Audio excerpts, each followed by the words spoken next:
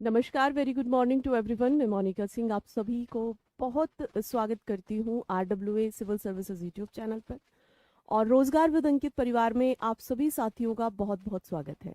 साथियों, वैसे ही क्लास प्रत्येक बुधवार को 10 बजे शुरू होती है, परंतु आज, क्योंकि आज आपके लिए भी बहुत बड़ा दिन है और वर्ष का पहला दिन है, तो आपके लिए बड़ा होना ही था।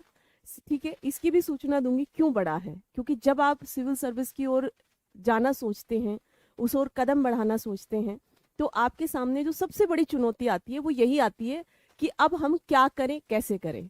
ठीक है, तो इसके लिए आज आपकी सारी चिंताएं दूर हो जाने वाली हैं।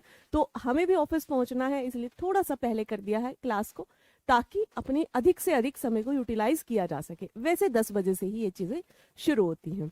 तो आप सभी साथियों को नव वर्ष की हार्दिक शुभकामनाएं। और आज एक प्रकार का प्रण आप ले सकते हैं डेडिकेशन के साथ। देखिए, होता क्या है जनरली कि जैसे ही कोई नया दिन आया, नया साल आया, तो आप लोग बड़े खुश होते हैं कि वाह बहुत बढ़िया है ना, बहुत बड़ा परिवर्तन अब हम अपनी जिंदगी में करना चाहते हैं। पर वो जो चीजें हैं वो ज्यादा दिन तक, किसी भी, मैं अपनी भी बात करूं या किसी भी मनुष्य की बात करूं, बहुत दिन तक यदि हमारा दृढ़ संकल्प, दृढ़ निश्चय उन पर नहीं है तो वो चल नहीं पाती। और जब चल नहीं पाती तो हम कहीं ना कहीं निराश हो जाते हैं। तो हमें अपनी जो सेगमेंट वाइज अपनी चीज़ों को बांटना होगा, और इस नए वर्ष में दृढ़ता से, डेडिकेशन से अपनी इन कामों को बांटते हुए, उनके प्रतिफल की इच्छा न करते हुए अपने काम में लगातार लग जाना होगा। और यकीन मानिए, जब आप लगातार 20, 25, 30 दिन, 1 माह, 2 माह, 3 माह जब आप इन कामों को करते चले जाएंगे तो ये आपकी आदतें बन जाएंगी। ठीक है, ये तो साइंटिफिकली भी प्रूव है चीजें, है ना। जब आप अपनी स्टडीज को, अपने अध्ययन को, अपनी कुछ अच्छी आदतों को जब लगातार 20-21 दिन तक करते रहते हैं, तो वो फिर आपकी हैबिट में आ जाती हैं, वो आपकी आदत में आ जाती हैं। ठीक है, तो साथियों, आप सभी को नववर्ष की हार्दिक शुभकामनाएं। हालांकि जो हिंदू नववर्ष है वो चैत्र माह में आता है, आप सभी को जानकारी होगी। परंतु आज हम आधुनिक भारत में रहते हुए, आज हम 1 जनवरी में, क्योंकि कैलेंडर ईयर बदल रहा होता है, तो यहाँ पर भी हम इसको अच्छे से सेलिब्रेट करते हैं, ठीक से। और जो डेडिकेशन आदि हैं, जो उनको अपने रखते हुए प्रण जरूर लेते हैं कि भाई मेरा ये रेजोल्यूशन है, इस साल में मैं ये करने वाला हूँ। तो इस साल आप क्या करने वाले हैं ये मुझे आप कमेंट बॉक्स में बताएंगे क्लास के बाद में, है ना। आपकी जो प्रायोरिटीज हैं वो सिविल सेवा में आप कब उतर रहे हैं, कब आप इन परीक्षाओं को देना चाहते हैं, कब आप, क्योंकि एक साल में बहुत ही मुश्किल होती हैं चीज़ें करना, क्योंकि काफ़ी ज़्यादा चीज़ें इसमें सिलेबस के थ्रू, काफ़ी ज़्यादा चीज़ें इसमें ओवरऑल सोसाइटी को देखते हुए हमें बहुत सारी चीज़ों का अध्ययन करना होता है।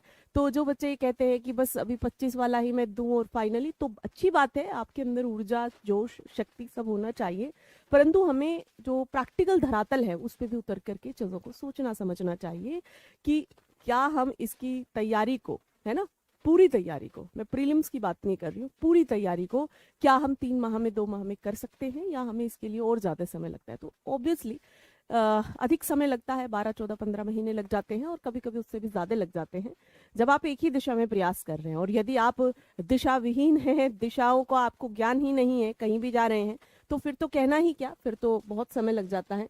ठीक है बच्चे, तो आप सभी साथी इस नववर्ष में आज इस क्लास को शुरू करने के लिए रेडी हैं, तैयार हैं। और मैं आपको यहाँ पर एक छोटी सी जानकारी देना चाहती हूँ कि जैसा मैंने अभी बताया आपको कि भाई हमारे सामने जो एक चैलेंज है, जो एक चुनौती, उसको सॉल्व करने वाले हैं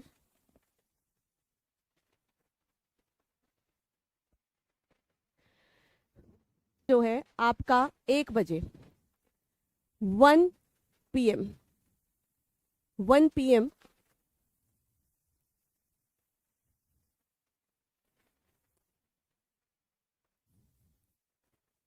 फाउंडेशन बैच की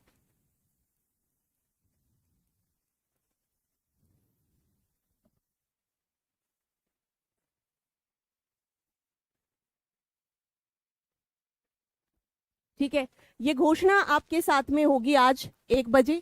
और यहीं पर कि क्या प्रीलिम्स किस तरीके से, मेंस किस तरीके से, साथ ही इंटरव्यू की क्या प्लानिंग होगी, इन सब चीजों पर आपके साथ में चर्चा करेंगे अंकित सर। तो आप सभी रेडी हैं इस इवेंट में जुड़ने के लिए? जी, आप सभी रेडी हैं इस इवेंट में भी जुड़ने के लिए? चलें आगे चलें। हमारा जो आज का पहला प्रश्न होगा उस पहले प्रश्न को हम यहाँ पर देख लेते हैं और उसके बाद में चर्चा करेंगे आगामी विषय पर। ठीक है बच्चे, चलें बच्चे इसमें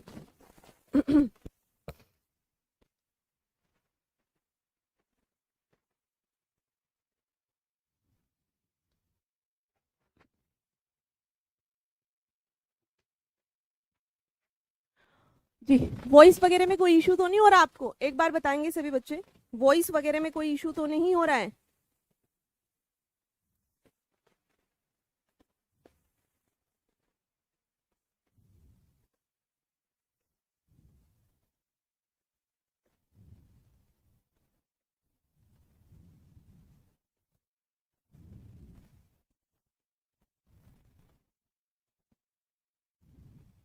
नहीं, चलिए ठीक है फिर। तो पहला प्रश्न बताएंगे आप, पहले प्रश्न का उत्तर देंगे जल्दी से।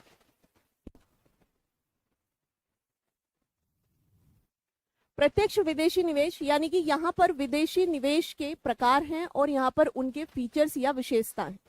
ठीक है,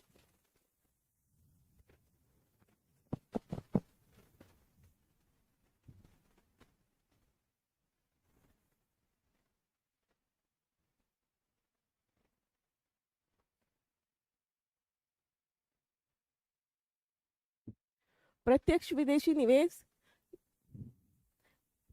किसी विदेशी संस्था द्वारा किसी सार्वजनिक या निजी उद्यम में 10% से कम शेयरों का अधिग्रहण।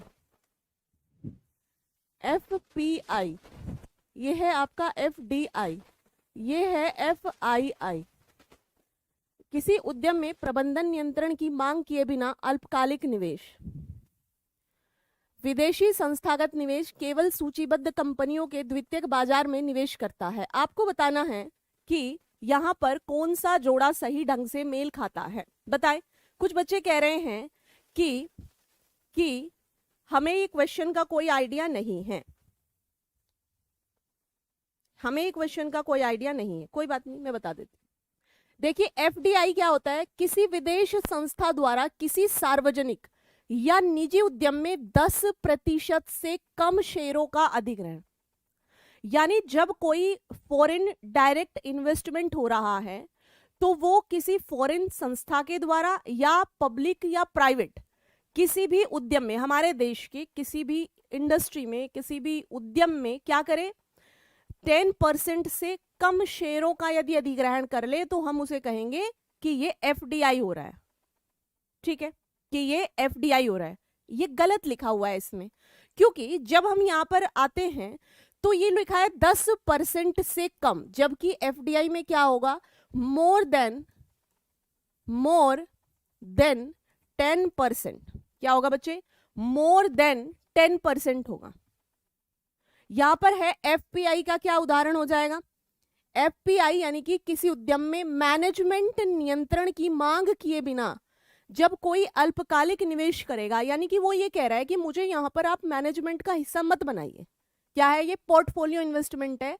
यहां पर कहा जा रहा है कि मुझे आप किसी भी प्रकार के जो आपका मैनेजमेंट है, इंडस्ट्री के अंदर जो मैनेजर हैं, जो आपके बोर्ड मेंबर हैं, चेयरपर्सन है, जो भी चीज है, वहां पर आप मुझे बिना कंट्रोल दिए, मुझे यहां पर एक शॉर्ट टर्म इन्वेस्टमेंट की जरूरत है, तो यहां पर मुझे इसका हिस्सा बना के रखिए, मुझे इसकी जरूरत है।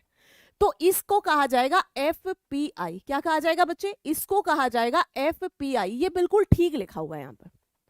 ठीक है, इन्वेस्टमेंट समझते हो आप? निवेश, जब कोई देश किसी अदर देश के अंदर आकर के क्या करे, इन्वेस्टमेंट करे, उसको कहा जाता है FPI। ठीक है, अब यहां पर है विदेशी संस्थागत निवेश यानी फॉरेन इंस्टीट्यूशनल इन्वेस्टमेंट, केवल लिस्टेड कंपनियों के द्वितीयक बाजार। द्वितीयक बाजार क्या होता है? एक होता है प्राइमरी मार्केट, एक होता है सेकेंडरी मार्केट। प्राइमरी के बाद सेकेंडरी आता है, या आप ये कह सकते हैं जब कोई शेयर ऑलरेडी बन चुका है, बिक चुका है, वो यहां सेकेंडरी में प्रवेश करता है। परंतु जब हम बात कर रहे हैं FII की, फॉरेन इंस्टीट्यूशनल इन्वेस्टमेंट की, तो केवल सूचीबद्ध कंपनियों का प्राथमिक एवं सेकेंडरी मार्केट में इन्वेस्टमेंट करता है। अर्थात यहां पर केवल एक जोड़ा ही ठीक है, दैट इज टू, राइट। यहां पर कौन सा जोड़ा ठीक हो जाएगा? That is 2। अब यहाँ पर अगला क्वेश्चन देखेंगे कि भारत सरकार निम्नलिखित में से किस रबी फसल के लिए न्यूनतम समर्थन मूल्य प्रदान करती है? जौ, मसूर, कुसुम या जई। यहाँ पर अंग्रेजी में जरूर देखें आप इसको कि इसको बार्ली, लेंटिल, सेफ्लर या ओट्स किसके लिए एमएसपी को देती है, निर्धारित करती है, ये आपका क्वेश्चन है, जल्दी से बताएंगे। सीएसीपी यहाँ पर के द्वारा रिकमेंडेशन दी जाती है, यानी कि संस्तुति की जाती है। क्या की जाती है बच्चे? संस्तुति की जाती है। ठीक है, तो इस संस्तुति को करते वक्त कौन कौन सी ऐसी फसलें हैं जिनको ध्यान में रखा जाता है? जौ है, मसूर है, कुसुम है और जई है। किसको दिया जाता है? बच्चे कह रहे हैं ऑल। भाई गलत कर रहे हो आप लोग, है ना। अब यदि मैं आपसे पूछूं कि यहाँ पर कितनी फसलें हैं ऐसी जिसको कि सीएसीपी की रिकमेंडेशन के बाद सीसीईए यानी कि cabinet committee of economic affairs के द्वारा एक तरीके से ठप्पा लगा करके फाइनलाइज करके ये किसानों को दी जाती है, कितनी फसलें हैं ऐसी? बच्चों ने कहा सारी की सारी। बहुत बढ़िया। यहाँ पर देखे भाई 7 तो हमारे पास अनाज आ जाते हैं, है ना। यहाँ पर आप देखेंगे कि इसके अंदर 5 दालें आ जाती हैं, है ना। यहीं पर आप देखेंगे कि 7 ऑयल सीड आ जाते हैं, तेल वाली फसलें जो होती हैं, है ना। यहीं पर कुछ वाणिज्यिक फसलें भी हैं। वाणिज्यिक फसलों का उदाहरण अगर हम देखें तो जैसे कोपरा हो गया, है ना, कोपरा हो गया, जूट हो गया। ओके, ये इस तरीके की वाणिज्यिक फसलें भी हमारी एमएसपी उनका डिसाइड होता है। बच्चों ने कहा कि 22 फसलें। बहुत बढ़िया। अब इसमें जो ये जई है यानी कि ओट्स, ओट्स का एमएसपी नहीं दिया जाता है। यहाँ जौ का, मसूर का, कुसुम का, है ना, जौ का, मसूर का और कुसुम का। ये जो जौ है और मसूर किस में आ जाएगी? दालों में आ जाएगी। जौ किस में? ये सीरियल्स में आ जाएगी, है ना, अनाजों में। कुसुम जो है ये हमारी ऑयल सीड में आ जाएगी, है ना। यहाँ पर जो जई लिखी हुई है या जो ओट्स अंग्रेजी में लिखा हुआ है ये एमएसपी के अंदर नहीं आता है, ये एमएसपी के अंदर नहीं आता है। समझ गए बच्चे आप? अब यहाँ पर जब हम एफआरपी की बात करें, यहाँ पर फाइन एंड रेम्यूनरेटिव प्राइस जो कि गन्ने के लिए दिया जाता है, यहाँ पर सीसीईए यानी कि cabinet committee of economic affairs, इसके द्वारा इसको यहाँ पर निर्धारित किया जाता है। ठीक है जी। चलिए बच्चे दूसरा यहाँ पर एक सवाल देख लेंगे। नेक्स्ट क्वेश्चन जो आएगा, इस नेक्स्ट क्वेश्चन को ध्यान से देखेंगे कि भारत में निम्नलिखित में से कौन सा संगठन राज्यों और जिलों के लिए सामाजिक प्रगति सूचकांक या आप इसे अंग्रेजी में देख सकते हैं सोशल प्रोग्रेस इंडेक्स को जो है जारी करने के लिए जिम्मेदार है, या फिर आप कह सकते हैं कि कौन सा ऐसा इंडेक्स, कौन सा ऐसा इनमें से कौन सा ऐसा संस्थान है जो सामाजिक प्रगति सूचकांक यानी कि सोशल प्रोग्रेस इंडेक्स को रिलीज करता है? राष्ट्रीय भारत परिवर्तन संस्थान, सामाजिक न्याय और अधिकारिता मंत्रालय, वित्त मंत्रालय, भारत के प्रधानमंत्री की आर्थिक सलाहकार परिषद। कौन देता है बच्चे? इसको देखेंगे ध्यान से और इसको मुझे बताएंगे। इससे पहले आज आपका जो फाउंडेशन बैच है उसकी पूरी की पूरी जानकारी आपको 1 बजे मिलेगी, तो आप अंकित सर के साथ में जुड़ जाएंगे बच्चे आज, जहां पर प्रतिज्ञा बैच को सर अनाउंस करने वाले हैं कि क्या प्री, मेंस और इंटरव्यू, इसमें आरडब्ल्यूए आपकी किस तरीके से क्या मदद करने जा रहा है, क्या इसका पूरा का पूरा एक सिनेरियो होगा, किस समय इसको जो है शुरू किया जाएगा, क्या इसकी रूपरेखा रहेगी, कौन अध्यापक होंगे, क्या क्या चीजें इसमें कवर कराई जाएंगी, ये सारी चीजें आपको 1 बजे आज बताई जाने वाली हैं। तो आप सभी इस इवेंट से तो जरूर जुड़ेंगे बच्चे, है ना। चलिए, तो ये वाला आपका जो सवाल था इसे बताएंगे कि इसे कौन जारी करता है, इसे कौन जारी करता है, इसका जवाब क्या हो जाएगा? बच्चों ने बताया कि भाई भारत के प्रधानमंत्री की आर्थिक सलाहकार परिषद, economic advisory council to the prime minister, इसको इस सामाजिक प्रगति सूचकांक को जारी करती है, जिससे पता चलता है कि समाज के अंदर, समाज के अंदर कितनी क्या यहाँ पर जितना भी प्रोग्रेस है यानी कि सामाजिक प्रगति को यहाँ इसके द्वारा जारी किया जाता है। नेक्स्ट आ जाता है आपका क्वेश्चन नंबर 4, देश में भारत सरकार की वित्तीय समावेशन पहल के निम्नलिखित में से कौन से संभावित लाभ हो सकते हैं? यदि फाइनेंशियल इंक्लूजन को किया जाए तो उस इनिशिएट के इनमें से कौन से संभावित लाभ हो सकते हैं? गरीबी उन्मूलन, रोजगार के अवसरों का सृजन, लैंगिक समानता को प्राप्त करना। नीचे दिए गए कोड का उपयोग करके सही उत्तर चुनें। केवल 1 और 2, केवल 2 और 3, केवल 1 और 3, 1, 2 और 3। अब देखेंगे यहाँ पर कि जो फाइनेंशियल इंक्लूजन होता है, जो फाइनेंशियल इंक्लूजन होता है, फाइनेंशियल इंक्लूजन, ठीक है, फाइनेंशियल इंक्लूजन, यहाँ पर आप देखेंगे फाइनेंशियल इंक्लूजन जो होता है उसके संभावित लाभ क्या हो सकते हैं। बताएं बच्चों, एक बार फटाफट से सारे बालक बताएंगे कि इसके लाभ क्या हो सकते हैं, क्या क्या लाभ हो सकते हैं बच्चे इसके। गरीबी उन्मूलन, रोजगार के अवसरों का सृजन, लैंगिक समानता को प्राप्त करना। ए, मुझे पहले ये बताएं आप कि फाइनेंशियल इंक्लूजन क्या होता है।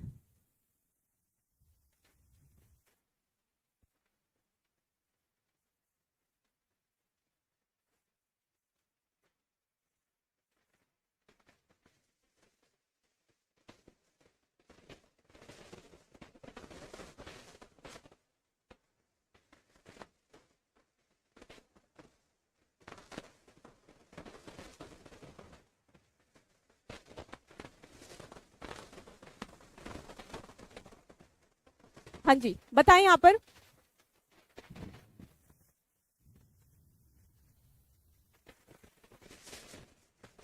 बताएं यहाँ पर इसका आंसर क्या हो जाएगा। गरीबी उन्मूलन, रोजगार के अवसरों का सृजन, लैंगिक समानता को प्राप्त करना।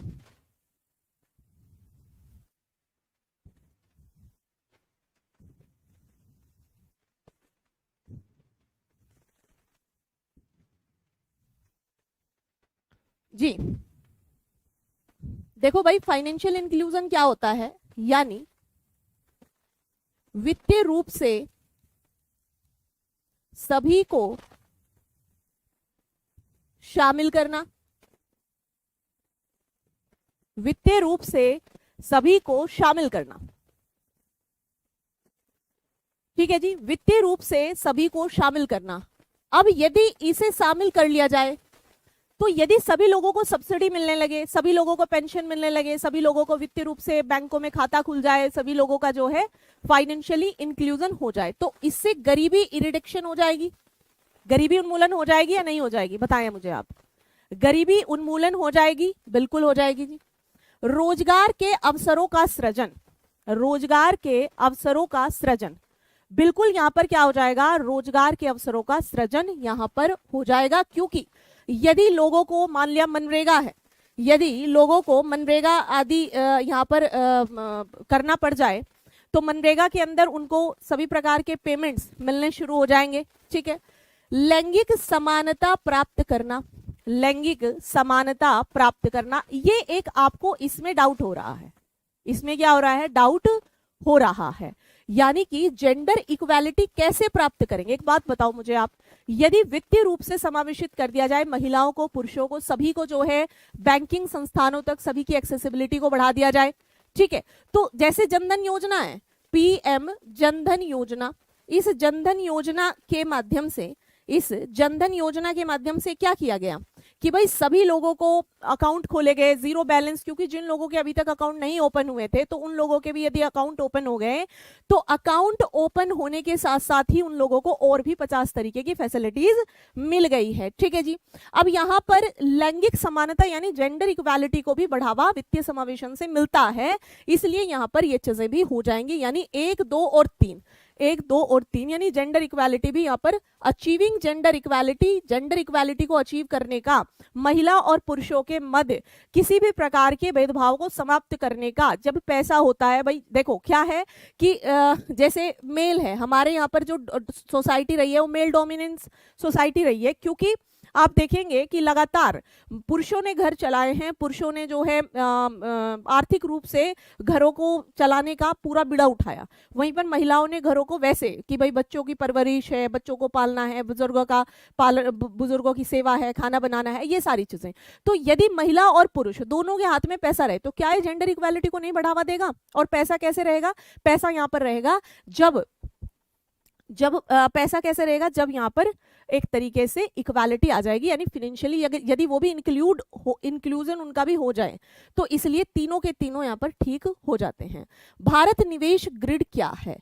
भारत निवेश ग्रिड क्या है? भारत में बुनियादी ढांचा परियोजनाओं को वित्त पोषित करने के लिए विश्व बैंक के द्वारा स्थापित एक विशिष्ट कोष, विदेशी निजी निगमों का एक गठबंधन जिसका उद्देश्य भारतीय शेयर बाजार से लाभ प्राप्त करना है, वैश्विक निवेशकों को आकर्षित करने के अवसरों का एक व्यापक डेटाबेस, या वैश्विक हेज फंडों को एक नेटवर्क जो भारत में निवेश करने के लिए उत्सुक है उससे संबंधित। तो बताएंगे बच्चे यहाँ पर कि इसका उत्तर क्या हो जाएगा। भारत निवेश ग्रिड क्या है? भारत में बुनियादी ढांचा परियोजनाओं को फंड करने का एक तरीका, या बताएं इसमें जब हम निवेश ग्रिड यानी कि इन्वेस्टमेंट ग्रिड की बात करते हैं, इन्वेस्टमेंट ग्रिड की बात करते हैं, तो यहां पर वैश्विक निवेशकों को अट्रैक्ट करने के अवसरों का एक व्यापक डेटाबेस, यानी कि यहां पर जितने भी फॉरेन इन्वेस्टर्स हैं उनको कैसे अट्रैक्ट किया जाए, देश के अंदर कैसे उनसे इन्वेस्टमेंट कराया जाए, इस इन्वेस्टमेंट को अट्रैक्ट करने के जो एक प्रकार का जो डेटाबेस है, एक प्रकार का जो पूरा का पूरा पोर्टफोलियो है, उसको तैयार करने के इसको कहा जाता है यहाँ पर निवेश ग्रिड यानी कि इन्वेस्टमेंट ग्रिड। ठीक है, तो आंसर सी है। देखो कुछ क्वेश्चन ऐसे होते हैं जिन क्वेश्चंस को हम देखते के साथ ही उत्तर लगा देते हैं कि भाई it's a comprehensive database of opportunities to attract global investors. ठीक है जी, यहां पर इसका आंसर हो जाएगा, इसका आंसर क्या हो जाएगा? इसका आंसर हो जाएगा सी।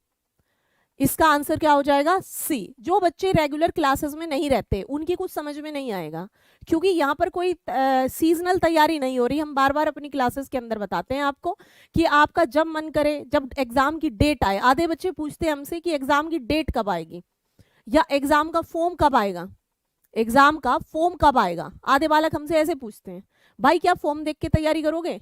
तो यदि तुम फॉर्म देख के तैयारी करने वालों में से हो या एग्जाम की डेट देख के तैयारी करने वालों में से हो, तो फिर भूल जाइए आप इन चीजों को, है ना, फिर भूल जाइए इन चीजों को।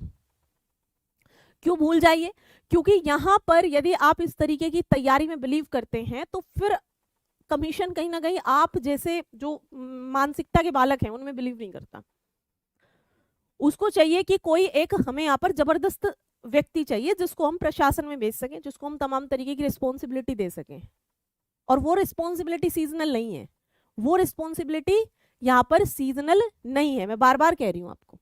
तो इसलिए यहाँ पर आंसर क्या हो जाएगा? कॉम्प्रिहेंसिव डेटाबेस, यानी कि एक प्रकार का बहुत व्यापक डेटाबेस जो कि वैश्विक निवेशकों को आकर्षित करने के अवसरों को देता है कि भाई हम दुनिया भर से बहुत सारे ऐसे इन्वेस्टर्स को यहाँ पर लाएं जो इन्वेस्टर्स हमारे देश के अंदर इन्वेस्ट करें, हमारी जीडीपी में बढ़ावा दें, हमारे यहाँ पर विकासात्मक कार्यों को बढ़ावा दें, हमारे यहाँ रोजगारों का सृजन हो, देश के विकास को बढ़ावा दें, पर पर्सन जो इनकम है उसको बढ़ावा मिले।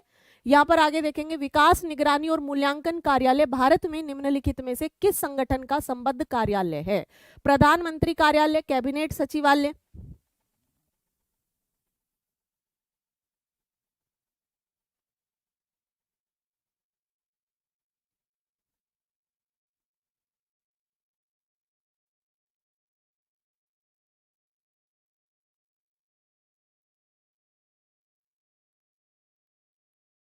जी, तो विकास निगरानी और मूल्यांकन कार्यालय भारत में निम्नलिखित में से किस संगठन का कार्यालय है संबंधित? बताएंगे बच्चे एक बार, जी बताएं।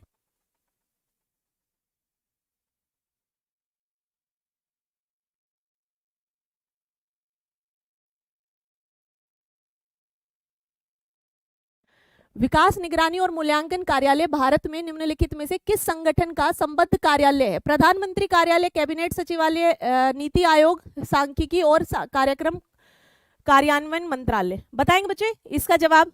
हाँ जी, उत्तर जरूर देना है आप लोगों को, उत्तर देना है बच्चे। ऐसे कैसे काम चलेगा? ऐसे कैसे काम चलेगा? कैसे काम चलाओगे? क्लास बफर क्यों हो रही है? आप अपना नेट देखिए, क्या दिक्कत आ रही है जी? नेट देखेंगे कि नहीं देखेंगे? हाँ जी, चलिए यहां पर बताएंगे कि भाई ये किसकी निगरानी में, ये किससे संबद्ध कार्यालय हो जाता है, किससे संबद्ध कार्यालय हो जाता है।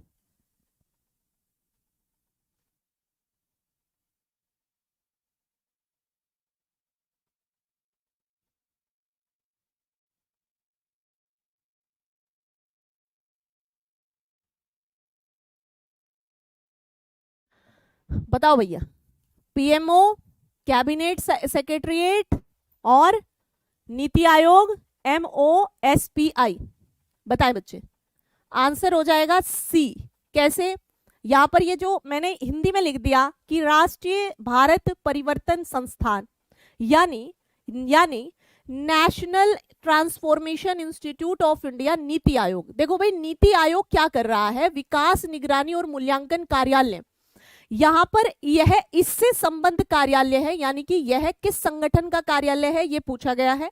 तो आपका आंसर क्या हो जाएगा? सी। देखो 2015 में नीति आयोग भी बना और 2015 में ही इसकी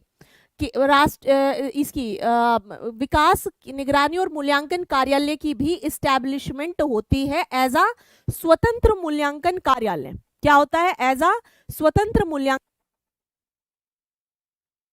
देखी जाएगी। हाँ जी, यहाँ पर क्या हो जाएगा इसका आंसर? सी। अगला देखेंगे, निम्नलिखित में से कौन सी नीति आयोग की हालिया पहल है?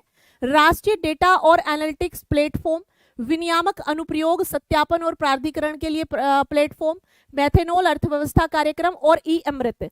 कौन सी पहल हो जाएगी? 7वां क्वेश्चन आपको बताना है। यहां पर हमें बताना है निम्न में कौन नीति आयोग जो 2015 के अंदर जो आया है, NITI Aayog, national institution for transforming India. ठीक है, हाँ जी, कह रहे हैं आज इसका 1 साल हो गया। Very nice. 1 जनवरी 2015 को कितना साल हो गया बता रहे हो? 10। बहुत बढ़िया। ऐसे ही हमें चीजों को इंटरलिंक करके चलना है।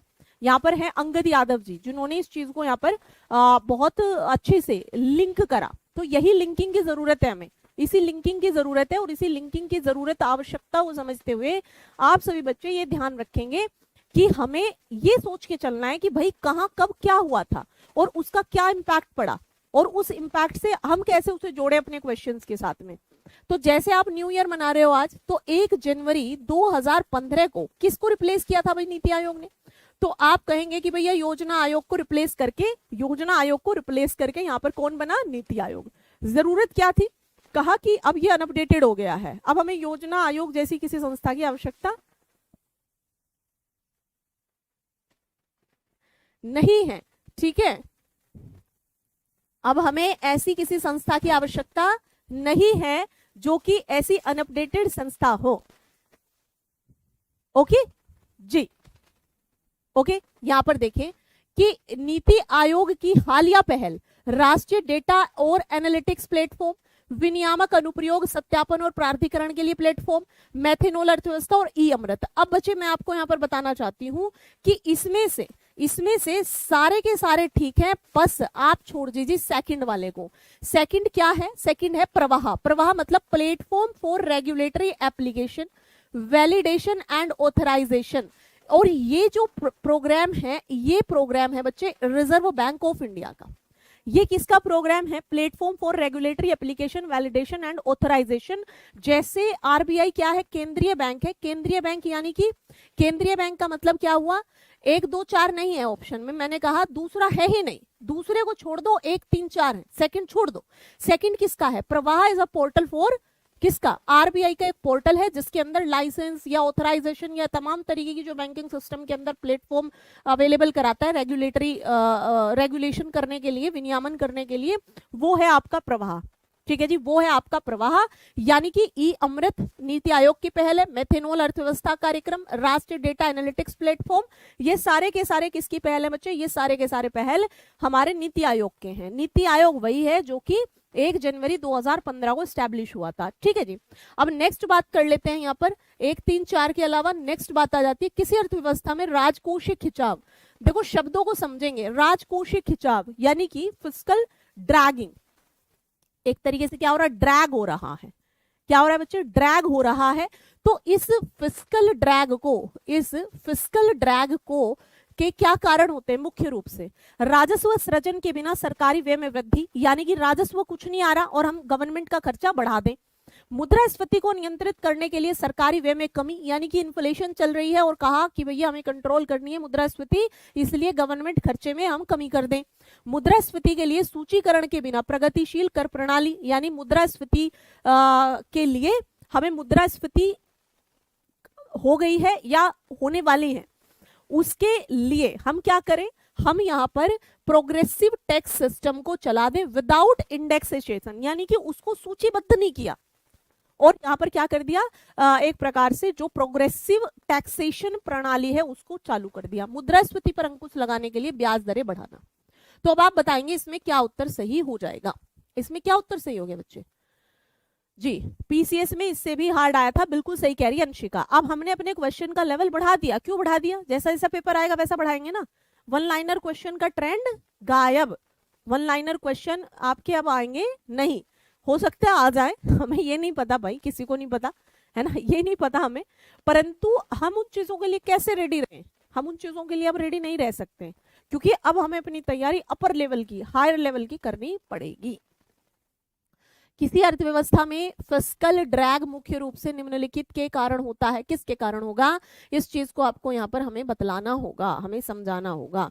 अब आप ये देखें कि फिस्कल ड्रैग है क्या। मतलब आप ये सोचो, जैसे आप आम भाषा में देखते हो, आप अपने घर परिवारों में देखते हो, कई बार आपके पिताजी, हमारे पिताजी, हमारी मम्मी ये कहती है कि बहुत हाथ खींच के चलना पड़ रहा है, मुझे तो क्या करना पड़ रहा है, बहुत हाथ खींच के मुझे अपने खर्चे चलाने पड़ रहे हैं। यानी कि हमारे पास क्या है, हमारे पास यहाँ पर पैसे की कमी आ गई है, तभी हम हाथ खींच के काम चलाएंगे, तभी हम अपनी तंगी को अब ये है सरकार का तंगी, ये किसका तंगी है? ये है सरकार का तंगी। तो इसलिए यहाँ पर प्रगतिशील कर प्रणाली को लगा दे जब सरकार, progressive tax system without indexation for inflation, यानी कि इसको समझे कि जिसमें जो इन्फ्लेशन है, इन्फ्लेशन माने मुद्रास्फीति और आय वृद्धि, और आय वृद्धि टैक्स पेयर को, यानी जो करदाता हैं, टैक्स पेयर को हाई टैक्स बजट में धकेल दे, है ना, हाई टैक्स बजट में धकेल दे। और यहां पर जब हम हाई टैक्स बजट में, हाई टैक्स स्लैब में चले गए, एक तरफ तो इन्फ्लेशन है और हम यानी कि टैक्स पेयर, हमारे पास में ऑलरेडी हमारी चीजें महंगी हैं, हमारे पास में यहाँ पर चीजें ऑलरेडी महंगी मिल रही हैं, ठीक है जी। अब यहाँ पर हमारी जब चीजें महंगी हैं ऑलरेडी अपने आप में, तो हम यहाँ पर क्या कर सकते हैं? हम यहाँ पर कुछ नहीं कर सकते। अगर गवर्नमेंट यहाँ पर हमें कह रही है कि प्रोग्रेसिव टैक्स सिस्टम की रेट्स भी हमने बढ़ा दी है क्योंकि सरकार के पास काफी कमी आ रही है, दिक्कत आ रही है, तो इसी को हम यहाँ पर फिस्कल ड्रैग मुख्य रूप से निम्न के कारण होता है। किसके कारण होगा? जब मुद्रास्फीति के लिए सूचीकरण के बिना प्रगतिशील कर प्रणाली लगा दी जाए। ठीक है जी। यहाँ पर अगला देखेंगे, यदि भारतीय रिजर्व बैंक दीर्घकालिक रेपो परिचालन LTRO, ठीक है, क्या होता है LTRO, यानी कि long term repo operation, LTRO संचालित करे तो इसके सबसे संभावित निहितार्थ क्या हो सकते हैं, यानी कि what is the main implication, क्या इम्प्लीकेशन इसके होंगे। अब सबसे पहली बात तो आपने आज तक क्या क्या पढ़ा है? आपने आज तक पढ़ा है repo, reverse repo, bank rate, यही सब पढ़ा है, यही सब पढ़ा है। LTRO पढ़ा ही नहीं। LTRO होती क्या है? तो LTRO यानी long term repo operation. Repo तो पढ़ा था, ये लॉन्ग टर्म रेपो है। ये क्या है? लंबी अवधि के लिए। हमने अभी तक रेपो को क्या पढ़ा? रेपो को पढ़ा कि भैया अल्प अवधि के लिए जब RBI से ये जो कमर्शियल बैंक है ये जब उधारी में पैसा लेंगे तो इसको रेपो रेट कहा जाएगा, यही पढ़ा था अब तक। अब यहाँ पर है LTRO यानी कि लॉन्ग टर्म के लिए, लॉन्ग टर्म के लिए रेपो। अब LTRO से बच्चे होता क्या है कि जो बैंकिंग सिस्टम है हमारा, बैंकिंग सिस्टम में जब अधिक लिक्विडिटी डालनी होगी, अधिक तरलता या लिक्विडिटी डालनी होगी तो उसको LTRO, माने LTRO का उद्देश्य ये है। LTRO का उद्देश्य क्या है कि बैंकिंग सिस्टम के अंदर हमें मोस्ट या अधिक लिक्विडिटी या तरलता को डालना है। ये कब डाला जाता है तरलता? जब बैंक अपनी जो दरें वगैरह है उनको कम कर देता है तो बहुत सारी लिक्विडिटी फैल जाती है, यानी कि कम रेट हो जाती है। और उन पे पैसा जो है अधिक ले लेता है लोग। तो यानी कि बैंकिंग सिस्टम में अधिक लिक्विडिटी को बढ़ाना, that is a main purpose, main जो उद्देश्य है एलटीआरओ का वो हो जाएगा। ठीक है जी। अब यहाँ पर बैंकिंग प्रणाली में तरलता बढ़ेगी, अल्पावधि बाजार ब्याज दरें बढ़ेंगी, मौद्रिक नीति कार्यवाही का अधिक प्रभावी संचरण हो सकता है। यहाँ पर आपका आंसर क्या हो जाएगा, 1 और 3, क्योंकि अल्पावधि बाजार ब्याज दरें बढ़ेंगी, यहाँ पर हम कह रहे हैं लॉन्ग टर्म की बात, तो अल्पावधि बाजार ब्याज दरें बढ़ेंगी। यहां पर हम क्या कह रहे हैं कि ये तो अधिक लिक्विडिटी को बढ़ाता है, ये तो इसका तो काम ही है लिक्विडिटी बढ़ाना। ये कह रहे हैं ब्याज दरें बढ़ेंगी, ब्याज दरें बढ़ेंगी तो लिक्विडिटी तो कम होगी। तो यहां पर आपका ये short term market interest rate will rise नहीं, विल डाउन हो जाएंगी। जो भी आपकी है ब्याज दरें वो क्या हो जाएंगी बच्चे, यहाँ पर कम हो जाएंगी, तभी तो लिक्विडिटी बढ़ेगी, तभी तो तरलता जो है बढ़ पाएगी। ठीक है बालक, अब आगे बात करते हैं, ये केवल 1 और 3, केवल 1 और 3। अगली बात पे आएंगे, यहाँ पर है निम्न युग्मों पर विचार करें। भारत से माल निर्यात, बच्चे यहाँ पर ये देखेंगे, ये है सरप्लस, सरप्लस हिंदी में ठीक लिखा है सरप्लस, बाकी trade deficit, trade deficit, trade deficit. यदि हम खिलौनों की बात करें, भारत से माल निर्यात यानी कि आज के टाइम में हम जो एक्सपोर्ट कर रहे हैं, जो हम यहाँ से दे रहे हैं दूसरे देशों के अंदर, उसमें कह रहे हैं कि व्यापार के माल का सरप्लस हो रहा है। जूते यानी कि शूज, व्यापार घाटा चल रहा है इसमें, यानी जितना हम शूज बाहर भेज सकते है ना, उससे ज्यादा तो हम यहाँ मंगाई ले रहे हैं। आज आप देखोगे अगर अपने देश के अंदर, तो आपको कितनी देसी ब्रांड याद है जूतों में, हाँ जी, कितने लोग जो है जूते का देसी ब्रांड पहन रहे हैं, क्योंकि हम ग्लोबलाइज्ड वर्ल्ड में रह रहे हैं, तो कहीं ना कहीं हम उन चीजों से घिर चुके हैं कि अब हमें विदेशी या फिर अन्य मल्टीनेशनल ब्रांड्स को ही पहनना है। रक्षा यानी कि डिफेंस, स्मार्टफोन, है ना, तो बताएंगे आप मुझे भारत से माल निर्यात, भारत से माल निर्यात, खिलौने, जूते, रक्षा, स्मार्टफोन, यहाँ पर इन सब में हम क्या है, इन सब में हम ट्रेड डेफिसिट का शिकार हैं, यानी कि हम इन चीजों की डिमांड अपने लोगों की पूरी नहीं कर पा रहे, हम तो बाहर से ही मंगा ले रहे हैं। केवल यहाँ पर खिलौनों को आप देख सकते हैं कि पिछले कई वर्षों में, जैसे 2019 के बाद से आज 24 में, हम पहले चाइनीज खिलौनों आदि पर बहुत ज्यादा डिपेंड करते थे, और कहीं ना कहीं हमारी जो देसी मांग है, अपनी जो घरेलू डोमेस्टिक डिमांड है, उसको भी हम चाइनीज खिलौनों आदि से कंप्लीट करते थे। परंतु अभी हम जो देख रहे हैं, अभी हम यहाँ पर देख रहे हैं कि आज हम इसमें सरप्लस कर रहे हैं, यानी कि अपनी जितनी डिमांड है उससे भी कहीं ना कहीं अधिक हम यहाँ पर टॉयज के मामले में ला पा रहे हैं। ठीक है, नेक्स्ट देखेंगे, वित्त वर्ष 24 में भारत में उनके प्रत्यक्ष विदेशी निवेश प्रवाह के आधार पर निम्न देशों को आरोही क्रम में बताएं। क्वेश्चन पूछा गया था इसी प्रकार का इस बार पीसीएस के अंदर भी। ठीक है बच्चे, यहाँ पर बताएंगे, arrange the following countries in ascending order based on their foreign direct investment inflow into India in financial year 24। Singapore, Mauritius, USA, Netherland. देखो भाई सबसे लास्ट में नीदरलैंड है, याद रखो। अब आपको हो सकता है कंफ्यूजन हो सिंगापुर और मॉरिशस के अंदर, सिंगापुर और मॉरिशस के अंदर, तो सिंगापुर है पहले या मॉरिशस, तो पहले मॉरिशस था, अब क्या है, सिंगापुर है। क्या है बच्चे, अब सिंगापुर है, तो यहाँ पर नंबर 1 पर सिंगापुर है, नंबर 2 पर मॉरिशस है, नंबर 3 पर आपका यूएसए और नंबर 4 पर ये। तो ऐसा विकल्प जहां दिख रहा हो उसी को लगा दो। अच्छा, ये उल्टा पूछा है इन्होंने, है ना, उल्टा पूछा है, तो 4 के बाद 3 2 1 यानी सी उत्तर हो जाएगा। कौन सा उत्तर हो जाएगा बच्चे, यहाँ पर आपका उत्तर हो गया सी। कौन हो गया उत्तर, उत्तर हो गया सी। ठीक है जी,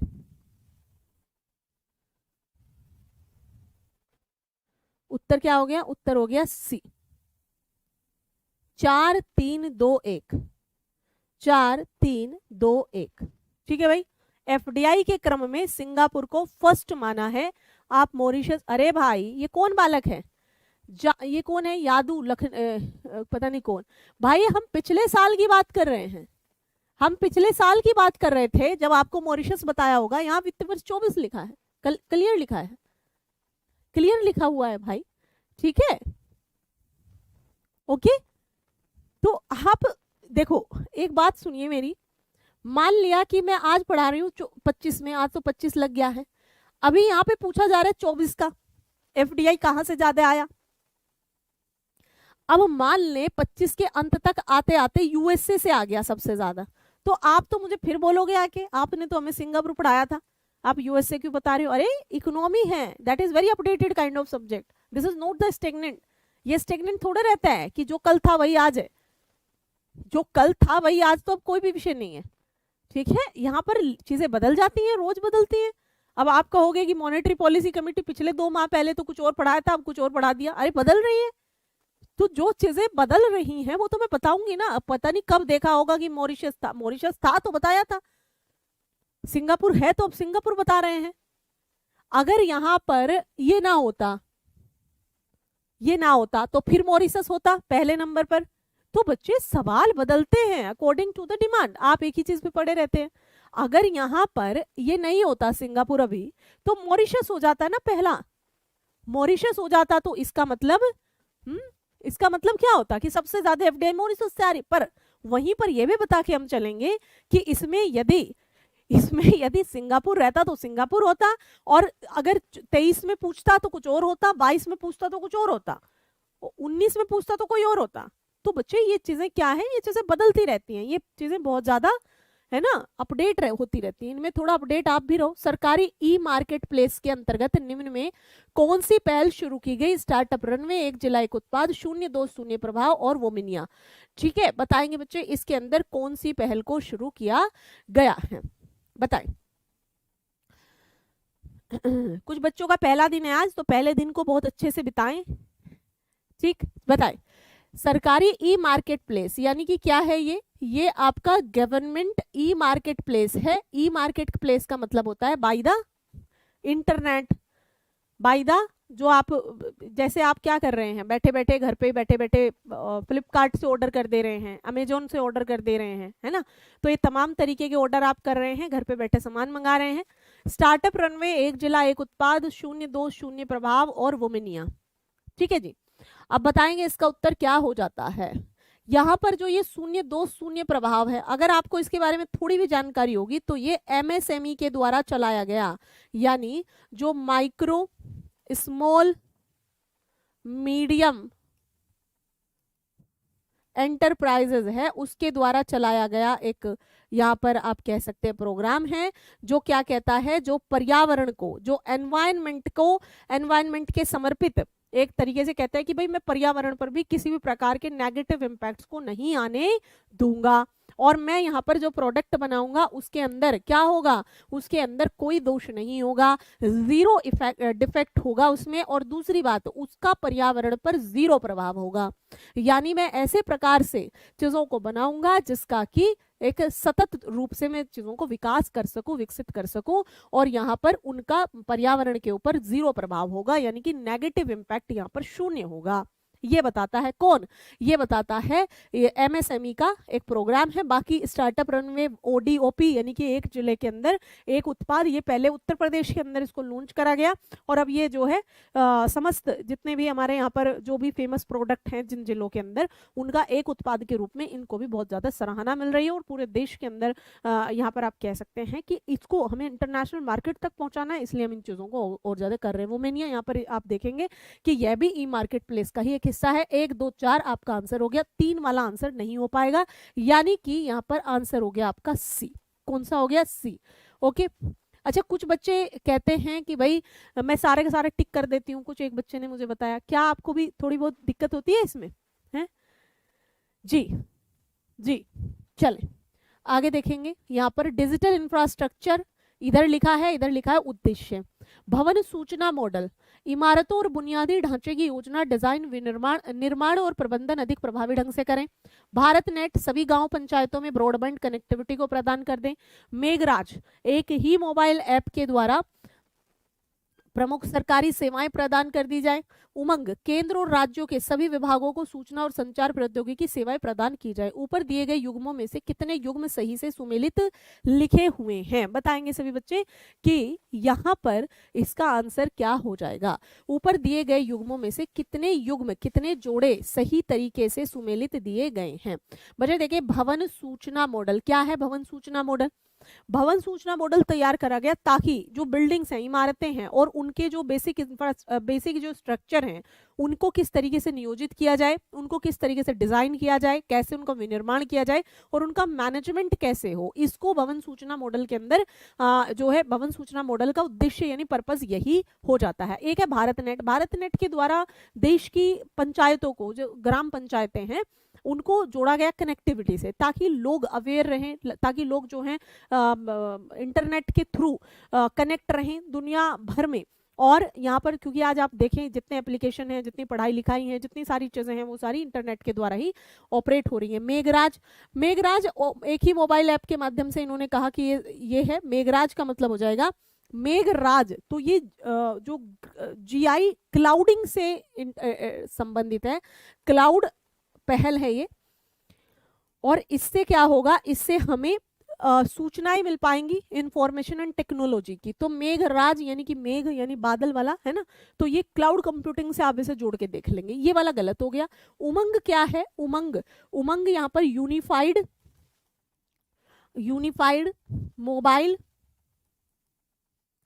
mobile application for new age generation, यानी कि जितनी भी सरकारी सेवाएं हैं उन सरकारी सेवाओं को प्रदान करने के लिए एक एप्लीकेशन है। यहाँ पर सरकारी सेवाओं को प्रदान करने हेतु उसका नाम है उमंग। उमंग की फुल फॉर्म क्या होगा, unified mobile application for new age generation. ठीक है जी। तो यहाँ पर 3 और 4 छोड़ दो, तो केवल 2 जोड़ी, यानी कि बी ऑप्शन यहाँ पर बिल्कुल सही हो गया। बी में कौन कौन हो गए, 1 और 2 हो गए। 1 और 2 बिल्कुल सही लिखे हैं, बाकी गलत है। अगला प्रश्न देखेंगे। नेक्स्ट आ जाता है बच्चे, राजकोषीय घाटे के प्रबंधन के लिए भारत सरकार के द्वारा बाजार से अत्यधिक उधार लेने से निम्न क्या परिणाम हो सकते हैं। अगर भारत सरकार को घाटा पड़ रहा है, कुछ यहाँ पर जो है डेफिसिट हो रहा है, तो अगर बाजार यहाँ से बाहर से बहुत सारा पैसा ले ले, बाजार से मार्केट से पैसा ले ले, बहुत ज्यादा पैसा ले ले, तो उसका क्या इम्पैक्ट पड़ सकते हैं। निजी क्षेत्र के लिए धन आएगा खूब सारा, दीर्घावधि में देश के जीडीपी में वृद्धि हो जाएगी, निजी क्षेत्र निवेश में गिरावट हो जाएगी और भारत सरकार के कर राजस्व में वृद्धि हो जाएगी। क्या आंसर हो जाएगा बच्चे यहाँ पर, देखो भाई क्या है कि मार्केट के अंदर मान लिया 100 रुपए हैं, है ना, इस 100 रुपए में से पब्लिक सेक्टर भी लगा रही है पैसे उधार ले लेके, और जो प्राइवेट प्लेयर हैं वो भी लगा रहे हैं, है ना। तो यदि यहाँ पर सरकारी क्षेत्र ही सारा पैसा उठाता रहे, तो यहाँ पर आप देखेंगे कि इससे राजकोषीय घाटे के प्रबंधन, राजकोषीय घाटे का प्रबंधन क्या होता है, एक्चुअली राजकोषीय घाटा हो गया है, अब उसको मैनेज किया जा रहा है। कहां से मैनेज किया जा रहा है, बाजार से पैसा लेके किया जा रहा है ना, बाजार से अत्यधिक उधार लिया जा रहा है ना। तो जब ये पैसा, जब ये 100 रुपया पब्लिक सेक्टर ही ले लेगा, तो यहाँ पर प्राइवेट प्लेयर्स के लिए पैसा कम बचेगा। तो जब प्राइवेट प्लेयर्स के लिए पैसा, क्योंकि सरकार को कहीं से भी, किसी भी बैंक से, किसी भी चीज से, कहीं से भी, किसी भी मार्केट से सरकार को पहले पैसा मिलेगा। मान लिया मैं चाहती थी कि भाई मैं भी कुछ इन्वेस्ट करूं, मैं नई प्लेयर हूं, अब मैं पहुंची, उन्होंने कहा पैसा तो है ही नहीं क्योंकि सारा सरकार लेगी, अत्यधिक उधार उन्होंने ले लिया, वहां पे राजकोषीय घाटा हो गया।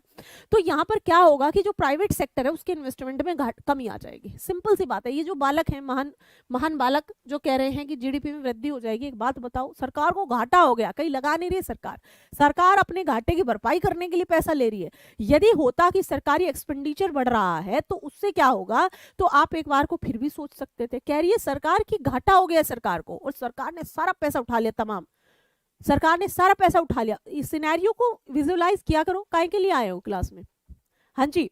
तो यहाँ पर निजी क्षेत्र जो है वो बाहर हो जाएगा, उसके जो निजी क्षेत्र का जो निवेश होगा उसमें गिरावट आ जाएगी। और आप एक बात बताओ मुझे बुद्धिमानो कि यहाँ पर जब इसमें गिरावट आ रही है तो जीडीपी में ये वृद्धि का साइन हो रहा है, कमी का क्या हो रहा है। जब यहाँ पर निजी क्षेत्र पैसा इन्वेस्ट नहीं कर पा रहा है, decline in private sector investment, यानी कि जो प्राइवेट प्लेयर्स हैं उनके लिए पैसे की मात्रा अधिक नहीं बचेगी मार्केट के अंदर। सी हो जाएगा यहाँ पर, सी ऑप्शन हो गया जी, सी ऑप्शन। नेक्स्ट क्वेश्चन देखेंगे। भारत की मौद्रिक नीति के संदर्भ में निम्न कथनों पर विचार करें। देश में बचत और निवेश परिदृश्य में संतुलन, आर्थिक गतिविधियों में वृद्धि में तेजी, विदेशी मुद्रा दर स्थिरता, बाजार में वस्तुओं की कीमतों का स्थिरीकरण। यहाँ पर बताएं इसके अंदर कि भारत की जो मॉनेटरी पॉलिसी है उसके संदर्भ में क्या क्या कथन सही हैं। मौद्रिक नीति को बनाती क्यों है, कौन बना रहा है इसको, मॉनेटरी पॉलिसी कमेटी। कई बार बता चुकी हूँ, मॉनेटरी पॉलिसी कमेटी यानी कि मौद्रिक नीति समिति, जिसके चेयरपर्सन कौन है, आरबीआई के गवर्नर हैं, वो यहाँ पर इसको बना रहे हैं। इसको बनाया इसलिए जा रहा है ताकि यहाँ पर जो वस्तुओं के दाम आदि हैं, वस्तुओं के जो मूल्य हैं, प्राइजेज हैं उन मूल्यों में किसी भी प्रकार की कोई विचलन की स्थिति ना आए, बहुत ज्यादा ना बढ़ जाए, बहुत कम ना हो जाए, ये सारी बातें। ठीक है जी।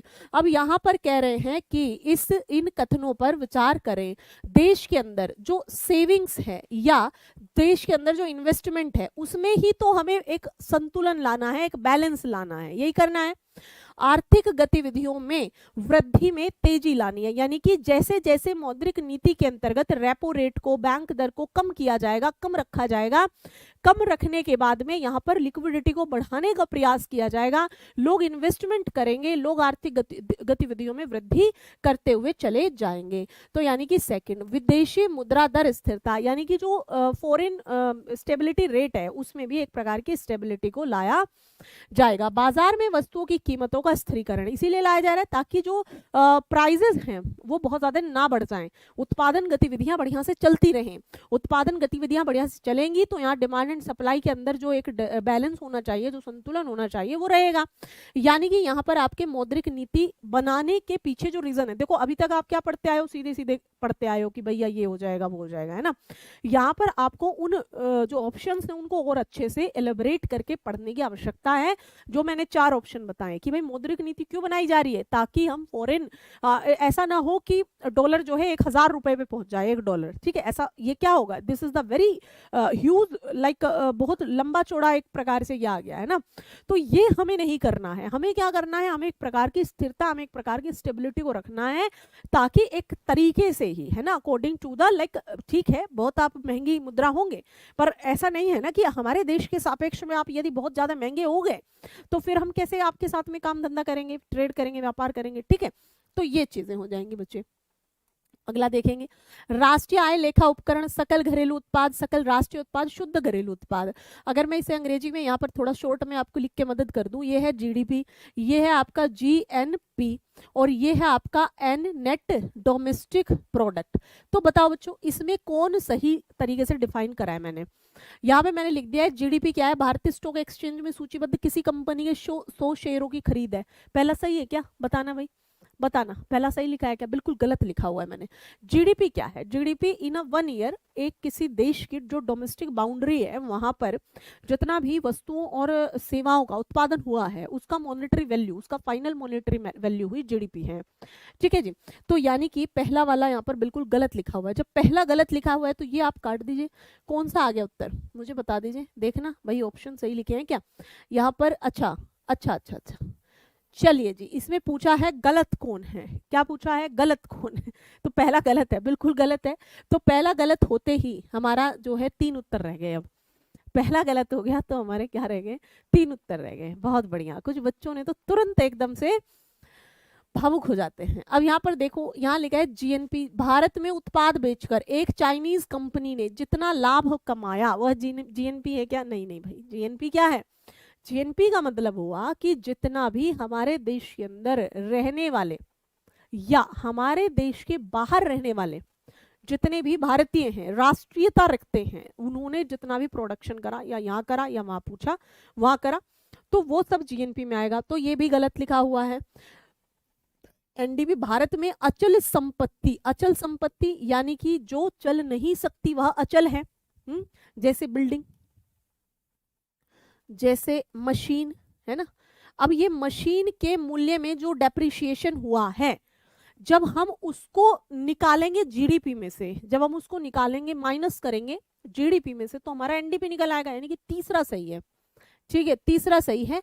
आंसर क्या होगा, आंसर हो जाएगा पहला और दूसरा, यानी कि यहाँ पर गलत युग्म पूछा गया है, तो गलत युग्म पूछे जाने पर आपका आंसर क्या हो गया बच्चे, पहला और दूसरा। अगला प्रश्न देखेंगे नेक्स्ट।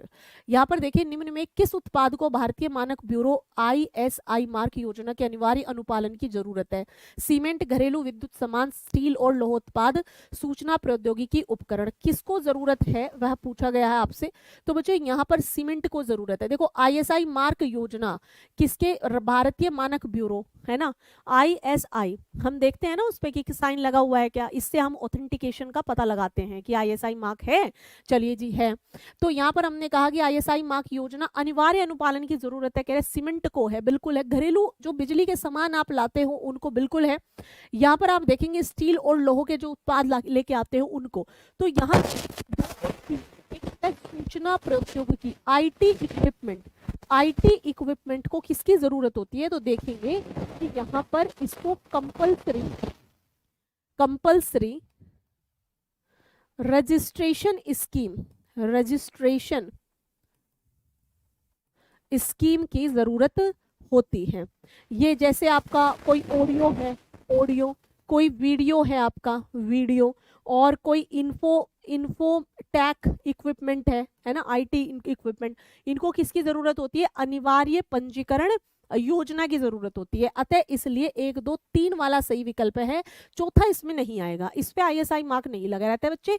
जैसे हमने कहा कि भैया ऑडियो हमने किसी की वीडियो यूज कर ली, हमने किसी की ऑडियो यूज कर ली, तो वो सामने वाला उस पे आकर के जो है ISI मार्क इस पे नहीं लगा होता, इन पे क्या लगा होता है? सूचना प्रौद्योगिकी जितने भी उपकरण होते हैं इनमें कंपल्सरी रजिस्ट्रेशन स्कीम के तहत इनको फॉलो करना होता है, अनुपालन करना होता है। अगला प्रश्न, समर्थ उद्योग भारत 4.0 पहल के संदर्भ में निम्न कथनों पर विचार करें।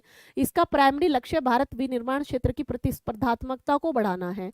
इसमें उद्योग 4.0 के लिए अनुभवात्मक प्रदर्शन केंद्रों की स्थापना करना है। यहाँ पर आपका आंसर क्या हो जाएगा? दोनों सही है। किसके बारे में? समर्थ उद्योग भारत 4.4 ये पहल है, जिसके अंतर्गत ये किसका पहल है? ये यहाँ लिख लेंगे कि मिनिस्ट्री ऑफ हैवी, यानी जो भारी उद्यम हैवी इंडस्ट्री है उसकी पहल है ये, है ना। तो इसमें दोनों के दोनों आपके सत्य हो जाएंगे, यानी कि सी। अगला है वैश्विक बहुआयामी गरीबी सूचकांक। ये रिपोर्ट किसके द्वारा तैयार की जाती है? विश्व बैंक और अंतर्राष्ट्रीय मुद्रा कोष, ऑक्सफोर्ड गरीबी और विश्व स्वास्थ्य संगठन, ऑक्सफोर्ड गरीबी और मानव विकास पहल, संयुक्त राष्ट्र विकास कार्यक्रम। किसके द्वारा वैश्विक बहुआयामी गरीबी सूचकांक को तैयार किया जाता है? बताएंगे बच्चे, किसके द्वारा इस रिपोर्ट को तैयार किया जाता है? कौन सी रिपोर्ट है? वैश्विक बहुआयामी गरीबी सूचकांक, यानी कि MPI, multi dimensional poverty index को किसके द्वारा, बाय विच, कौन इसको तैयार करता है? देखो भैया, ये 2010 से वार्षिक इसका एडिशन आ रहा है, वार्षिक। अब इसमें 3 आयाम होते हैं। क्या होते हैं? 3 आयाम होते हैं, और इसमें 10 संकेतक होते हैं। 3 आयाम में पहला है आपका स्वास्थ्य, शिक्षा और जीवन का स्टैंडर्ड, यानी लाइफ स्टैंडर्ड आपका। ये 3 आयाम है। अब स्वास्थ्य में आपके 2 हैं, जैसे कि चाइल्ड मोर्टेलिटी और पोषण यानी न्यूट्रिशन। उसके अलावा शिक्षा में आपके 2 हैं। 2 में कौन कौन? एक तो है नामांकन और एक है स्कूल ईयर्स, आप कितने साल स्कूल गए हैं, तो 4 ये हो गए आपके। इसके लाइफ स्टैंडर्ड में आपके 6 आ जाएंगे, जैसे भैया आपके घर में सैनिटेशन का क्या लेवल है, पानी वाली कैसा है आपके घर में, पीने का पानी अवेलेबल है, फ्लोर कैसा है आपका, किस ईंधन से आप खाना बना रहे हो, ये तमाम चीजें।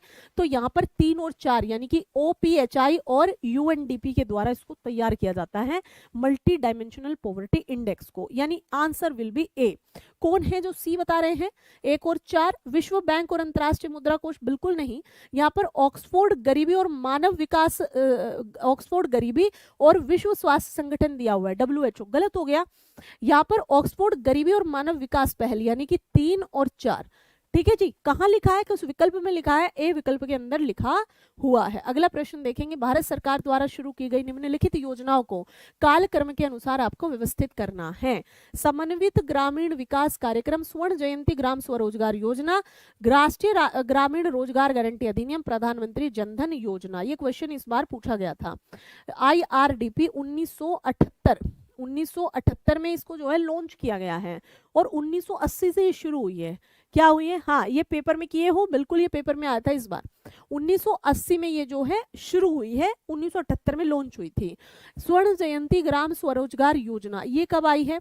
ये आपकी आई है जो है 1999 में, 1999 में। ये आपका 2005 में और ये 2014 में। तो कैसे 1 2 3 4 है ना, 1 2 3 4, यानी डी विकल्प कौन सा हो जाएगा बच्चे? डी। तो हमें इस प्रकार के प्रश्नों को पता होना चाहिए। ठीक है, ओके, बिल्कुल।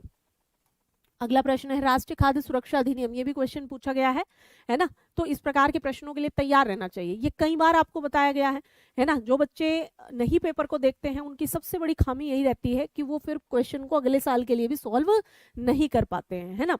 या बताएंगे राष्ट्रीय खाद्य सुरक्षा अधिनियम यानी एनएफएसए के संदर्भ में निम्न में से कौन सा कथन सही है। यह 75% ग्रामीण और 50% शहरी जनसंख्या तक विस्तारित होगा। मैंने यहाँ पर कई बार बच्चों को बदल बदल के भी दिया है कि 75% शहरी और 50% ग्रामीण, तो गलत हो गया, अदरवाइज अभी तो ठीक लिखा हुआ है, ठीक है। इसमें महिलाओं और बच्चों के पोषण समर्थन पर विशेष ध्यान दिया गया, बिल्कुल दिया गया है जी। ये 5 जुलाई 2010 को लागू किया गया था, बिल्कुल गलत लिखा है क्योंकि ये 2013 में आया है। आपका कब आया बच्चे, 2013 के अंदर आया है, इसलिए यहाँ पर ये सही नहीं है, अर्थात 1 और 2 सही है, यानी यहाँ पर ए ऑप्शन आपका सही हो जाता है। कौन सा ऑप्शन सही हो जाता है बच्चे, ए ऑप्शन सही हो जाता है। अगला देखेंगे निम्न घटनाओं पर विचार करें, इन्हें सही कालक्रम में व्यवस्थित करें। प्रधानमंत्री ग्रामोदय योजना, यहाँ पर लिखा है आपका ग्रामोदय योजना, तो ये जो योजना है आपकी ये 2000 की योजना है, 2001 की योजना है। ग्रामीण रोजगार सृजन कार्यक्रम, ये जो आपकी योजना है ये आ जाती है 1995 की। यहाँ पर एक योजना है प्रधानमंत्री रोजगार योजना 1993 की। वाल्मीकि योजना 2001 की है, 2001 की, ठीक है, दिसंबर 2001 की। तो देखेंगे सबसे पहली है 93 वाली यानी कि 3, फिर है 2, फिर है 1 और फिर है 4। 3 2 1 4 कहाँ लिखा है, ए ऑप्शन में लिखा है। कहाँ लिखा है बच्चे, ए ऑप्शन के अंदर लिखा है। कहाँ लिखा है, ए ऑप्शन की। तो आपको कैसे देखते हुए चलना है प्रश्नों को कि हमें सन भी पता हो। और कई जगह जैसे इतिहास में इस बार क्या पूछा पीसीएस में कि एक ही महीने के इवेंट पूछ लिया, एक ही महीने के, तो इसलिए मैं बता रही हूँ कि ये दिसंबर की योजना है, इसलिए बता रही हूँ ताकि अगर 2001 की कोई अन्य योजना भी है तो वो कब की है, वो जनवरी की है कि सितंबर की है कि अप्रैल की है, तो ये आपको चीजें पता होनी चाहिए। अगला प्रश्न देखेंगे, यहाँ पर बताएं सूची 1 को सूची 2 से मिलान करना है। मानव विकास रिपोर्ट, विश्व आर्थिक दृष्टिकोण, विश्व निवेश रिपोर्ट, उत्सर्जन अंतर रिपोर्ट। सबसे पहली और सबसे इजी मानव विकास रिपोर्ट कौन करता है भाई, इसको जारी, किसके द्वारा इसको जारी किया जाता है। यहाँ पर संयुक्त राष्ट्र विकास कार्यक्रम यानी कि UNDP, United Nation Development Programme. तो पहले के अंदर जो 3 आपको दिखाई दे रहा है वो यहाँ दिखाई दे रहा है, ठीक है बच्चे। अब देख लेते हैं यहाँ पर विश्व आर्थिक दृष्टिकोण। देखो भाई आर्थिक दृष्टिकोण की बात है, ये वर्ल्ड लेवल पर जो इकोनॉमिक सिनेरियो है उसको आईएमएफ यानी इंटरनेशनल मॉनेटरी फंड के द्वारा मेजर किया जाता है। यहाँ पर फर्स्ट देख लेंगे, यानी कि आंसर आपका मिल ही गया है, आंसर आपका मिल गया है भाई। तीसरी देखें निवेश से संबंधित है, तो अंकटाड एक संस्थान है उसके द्वारा यानी व्यापार और विकास पर संयुक्त राष्ट्र सम्मेलन, इसके अंदर आपका आ गया है 4। और उत्सर्जन अंतर यानी कि पर्यावरण वाले कार्यक्रम, संयुक्त राष्ट्र पर्यावरण कार्यक्रम, United Nation Environment Programme UNEP. तो आंसर आपका कुल मिलाकर के डी हो गया है, ठीक है, आंसर क्या हो गया है, डी हो गया है। अगला देखेंगे, नीचे 2 कथन दिए हैं जिनमें एक को असर्शन और दूसरे को रीजन कहा गया है। सतत विकास की धारणा को ब्रटलैंड रिपोर्ट के द्वारा लोकप्रिय बनाया। ऐसा नहीं है ब्रटलैंड रिपोर्ट से पहले सतत विकास नहीं था, भैया था। यहाँ पर एक कमीशन बिठाया गया, कमीशन, वर्ल्ड कमीशन है ना, विश्व आयोग, world commission on environment and development, ठीक है जी। अब 1983 में है ना ब्रटलैंड की अध्यक्षता में यहाँ पर एक कमीशन बना जिसने 1987 में एक रिपोर्ट दी जिसको बोला गया आर कॉमन फ्यूचर यानी हमारा साझा भविष्य, और इसी को ब्रटलैंड रिपोर्ट भी बोला गया। तो ये कह रहे हैं कि विकास की सीमाओं के रूप में इसे कहा नहीं, इसको कहा हमारा साझा भविष्य। इस रिपोर्ट का बच्चे नाम क्या है, हमारा साझा भविष्य, ठीक है जी। तो यहाँ पर ए ठीक है, बी गलत है, यानी आर गलत है। तो आंसर क्या हो गया, आंसर ए आ गया। कौन है ये जो सी बता रहे हैं, ए और आर दोनों सही है।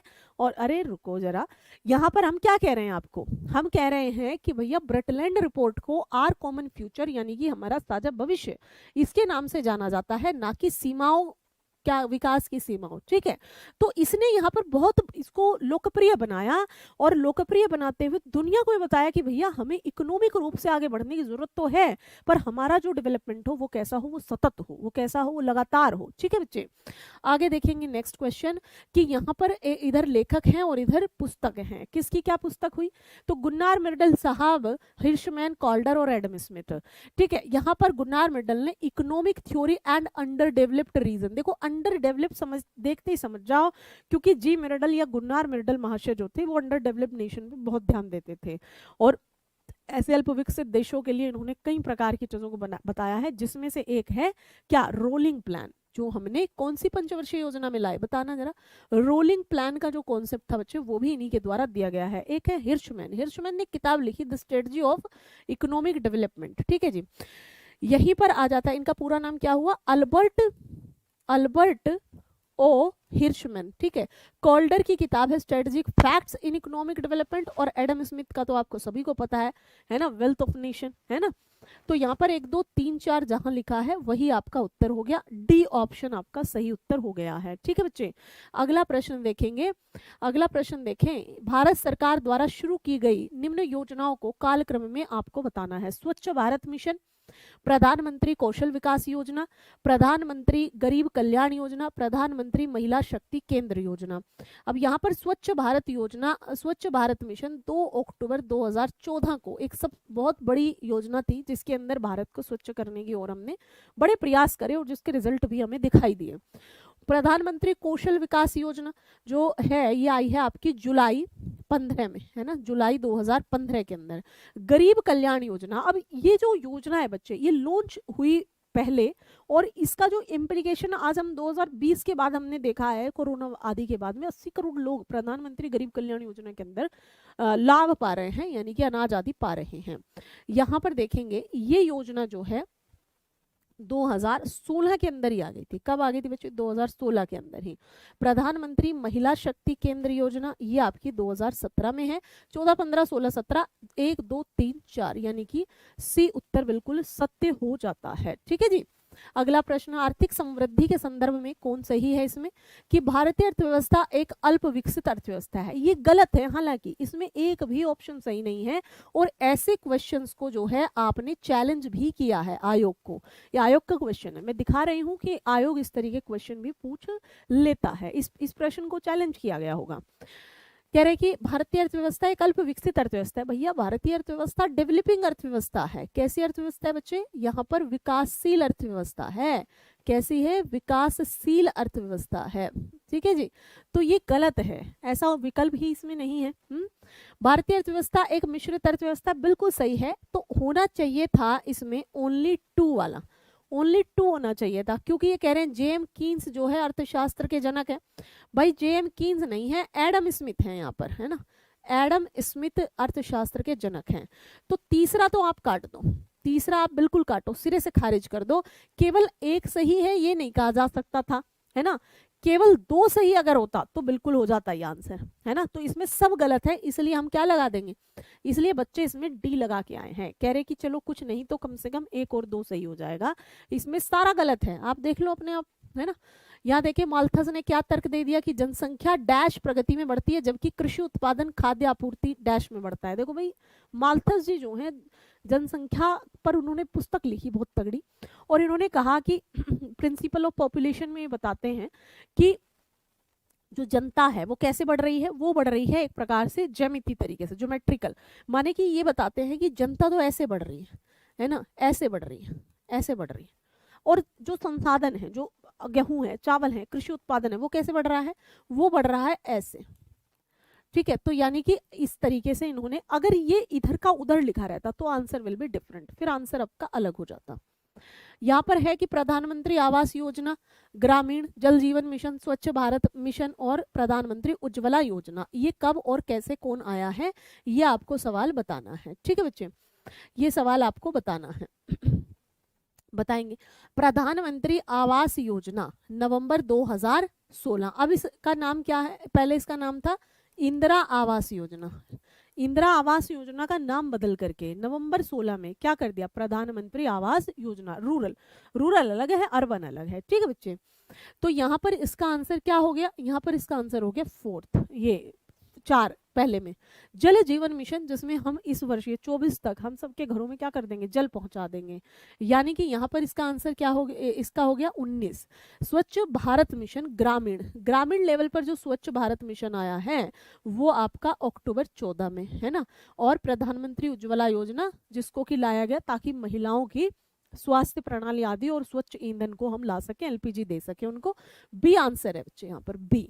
अगला प्रश्न देखेंगे नेक्स्ट, इसमें है भारत में विशेष आर्थिक क्षेत्र निम्न में किसे बढ़ावा देने के लिए लाए गए, यानी कि स्पेशल इकोनॉमिक जोन बनाए जाते हैं, सेज, ठीक है जी, सेज स्पेशल इकोनॉमिक जोन। इनको क्यों डेवलप किया गया, ताकि कुछ ऐसे विशेष क्षेत्रों को स्थापित किया जाए जहां पर सरकार मान लिया ऊर्जा यानी बिजली हेतु, कुछ टैक्स की गतिविधि हेतु, यानी इस तरीके के कुछ रिलैक्सेशन दिए जा सके और ये कहीं बाहर हो, शहर से दूर हो, और इनमें हम इतना ज्यादा प्रोडक्शन करें, और इस प्रोडक्शन से हम क्या बढ़ाएं, फिर कह रहा है कि प्रोडक्शन करेंगे तो क्या हम इससे आयात बढ़ाएंगे, नहीं भाई, आयात बढ़ाने की बात थोड़ी है। घरेलू रक्षा उद्योग ये हो सकता था, परंतु इसमें सबसे ज्यादा हमें प्रभावी दिख रहा है एक्सपोर्ट, ताकि हम इतना अच्छा उत्पादन कर सके और अपने एक्सपोर्ट को बढ़ावा दे सके, है ना। कांडला के अंदर ये जो है सबसे पहले सेज को बनाया गया था, गुजरात। अगला, निम्न में कौन सा कथन गलत है, जब वास्तविक विनिमय दर 1 होती है तो देशों को क्रय शक्ति समता में कहा जाता है। दूसरा है यहाँ पर कि नाममात्र विनिमय दर यानी कि नॉमिनल एक्सचेंज रेट घरेलू मुद्रा के संदर्भ में विदेशी मुद्रा की एक इकाई की कीमत है।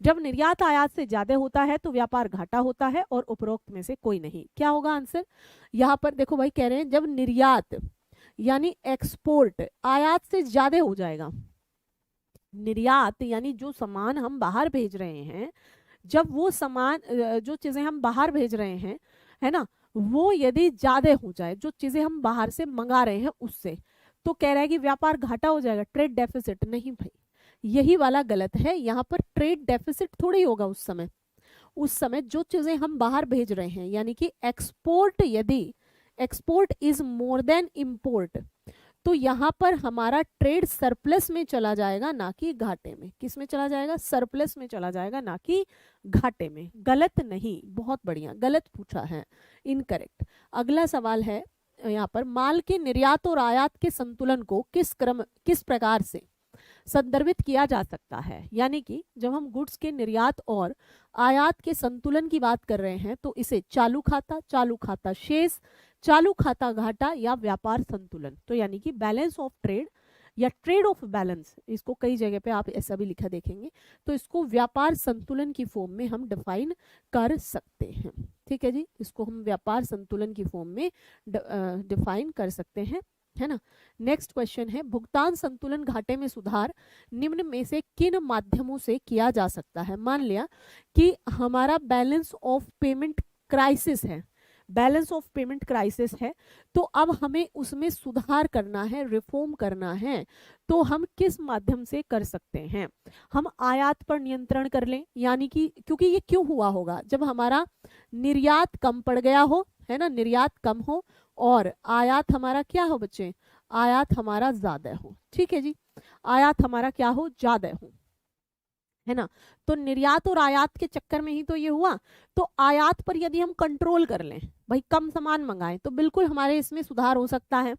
हम एक्सपोर्ट को प्रमोट करें, निर्यात को प्रमोशन करें, संवर्धन करें, बिल्कुल विदेशी मुद्रा पर नियंत्रण, कंट्रोल करके रखें, बचा के रखें चीजों को, और डीवैल्यूएशन करें। डीवैल्यूएशन से क्या होगा, डीवैल्यूएशन से निर्यात बढ़ता है, ठीक है, निर्यात बढ़ता है, यानी कि हमारी चीजें सस्ती हो जाती हैं, तो लोग हमारी चीजों को, वस्तुओं को लेके जाएंगे और हमें फॉरेन करेंसीज देंगे, यानी कि यहाँ पर आंसर क्या हो जाएगा आपका, आंसर बच्चे ए हो जाएगा, ठीक है। समझ में आई बात?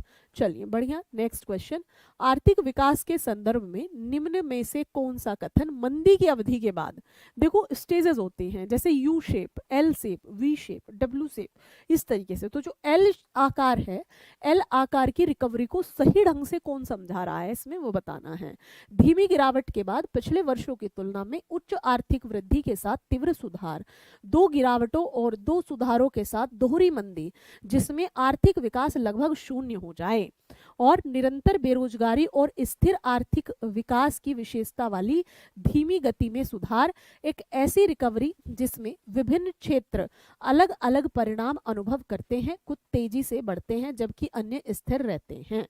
यहाँ पर बताएंगे बच्चे क्या आंसर है। देखो भाई, कह रहा आर्थिक विकास के संदर्भ में निम्न में से कौन सा कथन मंदी की अवधि के बाद, क्या है, मंदी की अवधि के बाद, यानी जब कहीं पर मंदी हो जाए उस पीरियड के बाद में एल आकार की रिकवरी को, एल आकार, एल माने इस तरीके से बनेगा, देखेंगे यहाँ पर एल माने ये, एल आकार को दर्शाता है। ठीक है, एक है एल, मैं थोड़ा बता देती हूँ, एक है यू, एक है वी, एक है डब्ल्यू। अब देखेंगे यहाँ पर वी, वी क्या होगा, वी का मतलब है तेज गिरावट, तेज गिरावट के बाद मजबूत एवं तेज रिकवरी।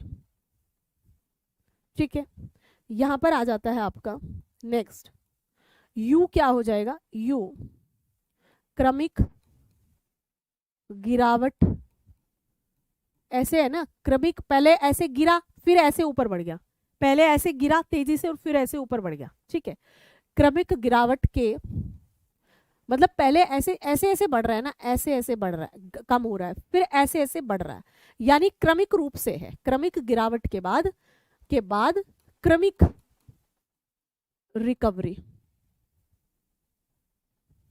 ठीक है, डब्ल्यू क्या है, जिसमें विभिन्न क्षेत्र, एक मिनट, डब्ल्यू है, डब्ल्यू यानी कि यहाँ पर दो गिरावट है ना, दो गिरावट है यहाँ पर, ध्यान देंगे। डब्ल्यू का मतलब है कि दो गिरावट और दो रिकवरी है ना, दो गिरावट दो रिकवरी, इसे ये भी कहा जा सकता है दो गिरावटों के बाद दो रिकवरी, यानी कि एक प्रकार से दोहरी मंदी। यहाँ पर आप ये भी कह सकते हैं दोहरी मंदी। एक होती है के, एक क्या है, के मतलब विभिन्न क्षेत्रों में अलग अलग, देखो के है ना, के मतलब अलग अलग समूहों में, अलग अलग क्षेत्रों में अलग अलग प्रकार का अनुभव हो रहा है, कहीं मंदी है कहीं तेजी है ना, अलग अलग क्षेत्रों में अलग अलग समूहों में। जैसे मान ले फॉर एग्जांपल हमने कोरोना का काल देखा, ठीक है, तो हमने देखा कि भाई जो खेती बाड़ी है, जो कृषि क्षेत्र है, उसके अंदर कहीं ना कहीं हम ग्रो कर रहे थे। बाकी जो इंडस्ट्री है ना, या आप देख सकते हैं सर्विस सेक्टर है, उसमें हम क्या कर रहे थे, स्लो फील कर रहे थे। तो यानी कि यहाँ पर ये, तो अब हम बात कर रहे हैं एल की, तो एल का मतलब हुआ कि निरंतर बेरोजगारी और स्थिर आर्थिक विकास की विशेषता वाली धीमी गति में जब सुधार आ जाए तो उसको कहा जाता है एल शेप, उसको कहते हैं बच्चे एल शेप। आगे देखेंगे, भारत में बैंकिंग के संदर्भ में निम्न कथनों पर विचार कर लें। बैंकों के लिए उच्चतर पूंजी पर्याप्तता अनुपात, यानी कि यहाँ पर है higher capital adequacy ratio.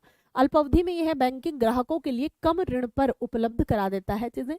Banking default की स्थिति में ग्राहकों की जमा, ठीक है जी। तो इसके अंदर आप बताएंगे, यहाँ पर पूछा गया है कथन कौन सही है। तो देखो बैंकों के उच्चतर पूंजी पर्याप्तता अनुपात, देखो बच्चे पूंजी पर्याप्तता अनुपात क्या होता है, ध्यान देंगे इस बात पे। देखो क्या है कि बैंक के पास 100 रुपए किसी ने जमा करे, बैंक फिर उधारी उन्हीं 100 रुपए में से दे रहा है। तो यहाँ पर एक रेशियो होता है कि बैंक कितना क्या इसमें जो है रिस्क ले सकते हैं, या उनके पास एडिक्वेसी रेशियो कितना है। तो यहाँ पर जो अल्पावधि है यानी शॉर्ट टर्म में बैंकिंग ग्राहकों के लिए कम ऋण उपलब्ध करने का संकेत देता है जब उच्चतर पूंजी पर्याप्तता अनुपात की हम बात करते हैं। दूसरी है यहाँ पर बैंकिंग डिफॉल्ट की स्थिति में ग्राहकों की जमा राशि के नुकसान के जोखिम कम हो जाते हैं। यदि देखो ना आप, यदि 100 रुपए आपने जमा कराए और बैंक ने केवल 20 रुपए उधार दिए, ₹20 उधार, यानी ₹80 अपने पास ही संभाल के रखें। हालांकि ये इकोनॉमिक पॉइंट ऑफ व्यू से ठीक नहीं है, आप चलाओ ना पैसा, आप दीजिए पैसा, ठीक है। बट यहाँ पर ये क्या है कि इसमें बैंकिंग डिफॉल्ट की यदि स्थिति हो जाती है तो जो ग्राहक है जिनका पैसा मरने वाला है या जो रिस्क है वो यहाँ पर काफी कम हो जाता है। दोनों विकल्प सही हो जाएंगे। अगला है, भारत में राष्ट्रीय आय लेखांकन के आधार वर्ष के संदर्भ में निम्न कथनों पर कौन से कथन सत्य हो जाते हैं। यह एक संदर्भ वर्ष के रूप में कार्य करता है जिससे इकोनॉमी के मुद्रास्फीति समायोजित विकास अनुमानों की गणना की जाती है।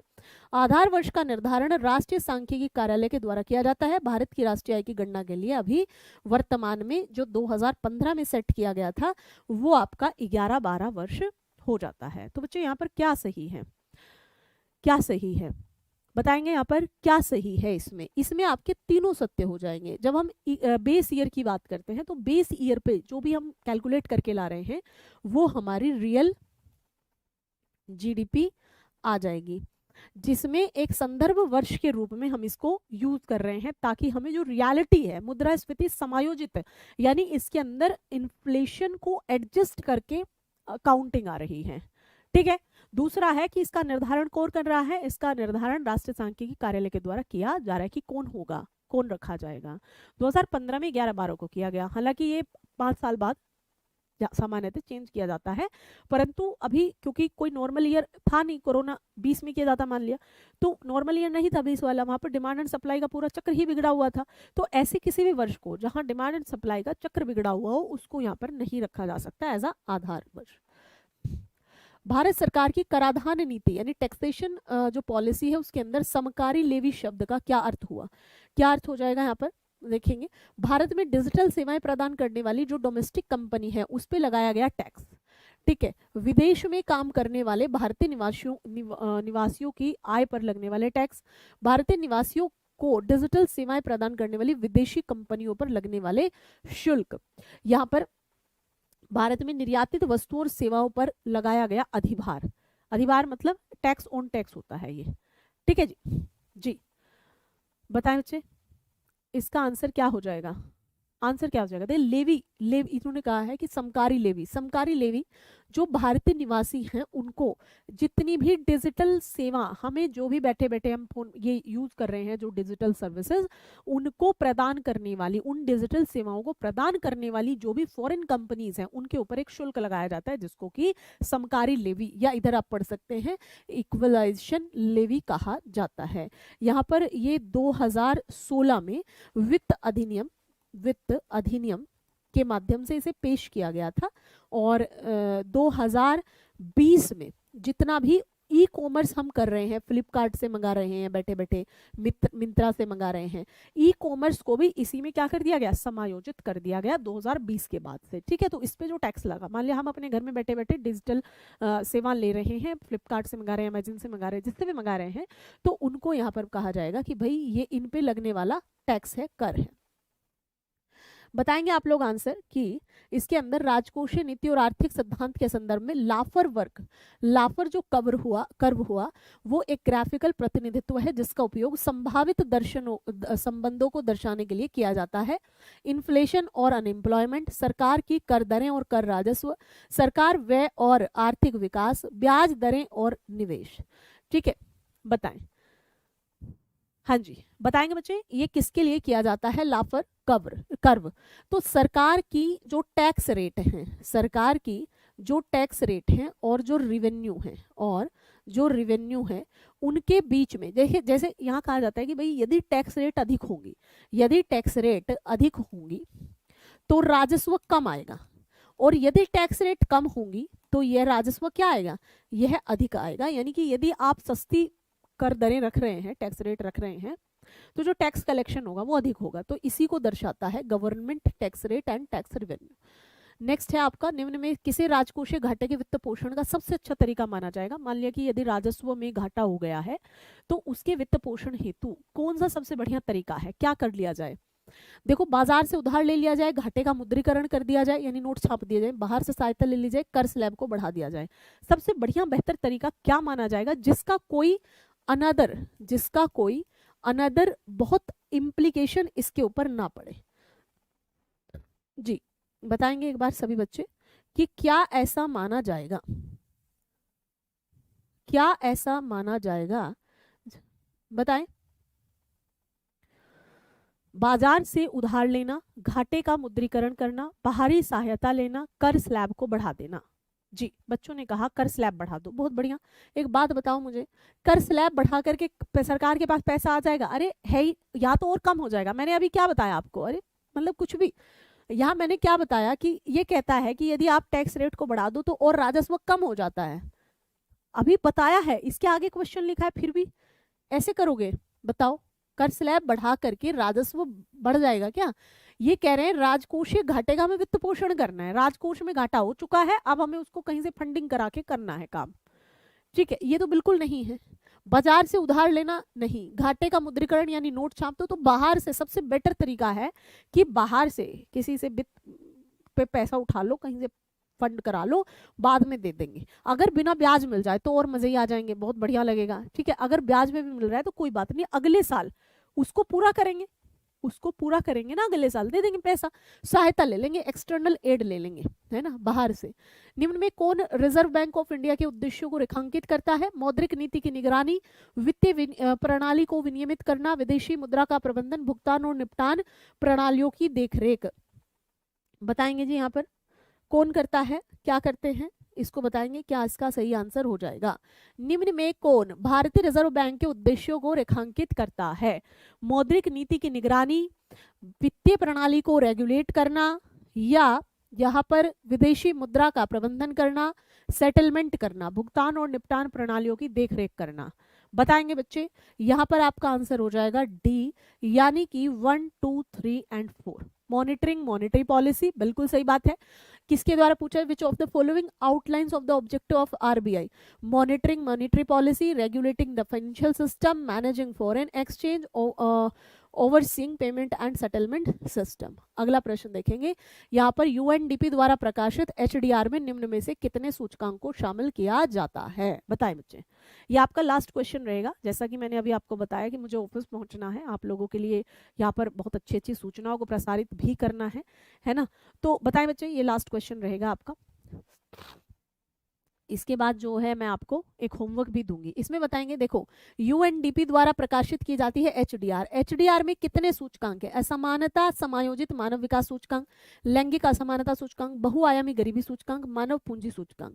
किसको नहीं शामिल किया जाता? देखो भाई, ये यहाँ पर केवल 3 को किया जाता है। जो मानव पूंजी सूचकांक है, ह्यूमन कैपिटल सूचकांक है, इसको वर्ल्ड बैंक अलग से करता है, विश्व बैंक के द्वारा ये अलग से किया जाता है।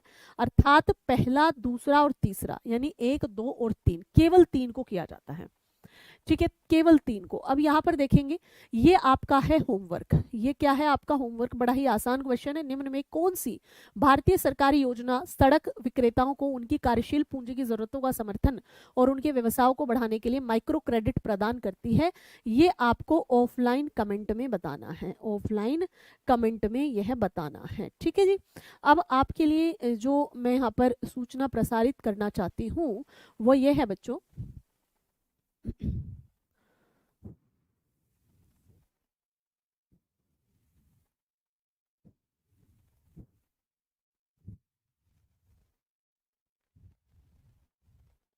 जी, तो यहाँ पर आप सभी ये सारी जानकारियों के लिए जुड़ जाएंगे, है ना, 1 बजे। कब जुड़ेंगे? 1 बजे। तो वेट करेंगे आप सभी का, हम सभी।